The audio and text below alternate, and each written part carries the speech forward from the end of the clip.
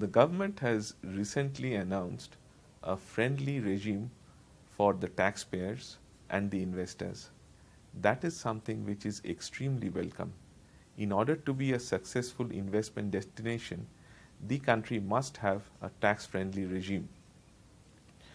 Four things are which the government can look at in this budget and that should be introduced are, first of all, the assessment process should be made simpler in the sense that there should be very little room for reassessments and revisions. The original assessment process can be made more intense. Once that is over, there should be very little room left for reassessments or revisions.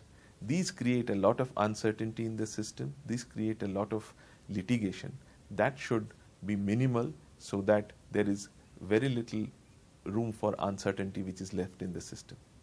The other thing which the government needs to follow is that there should be no retrospective amendments.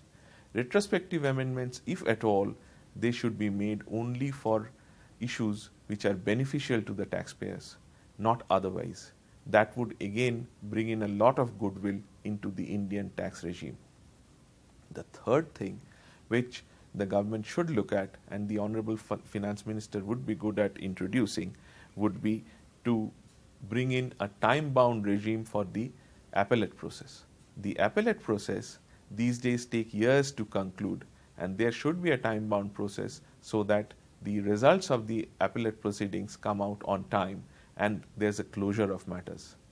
Finally, the government is very good at policy decisions. At the policy decision level, the announcements which are made are far-sighted, are meant to benefit the economy, but somehow, somewhere, it gets lost in the implementation process.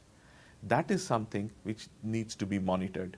So a monitoring process or a monitoring authority for monitoring the policy decisions should be introduced so that the fruits of the policy decisions reach the beneficiaries at the right level and at the right time.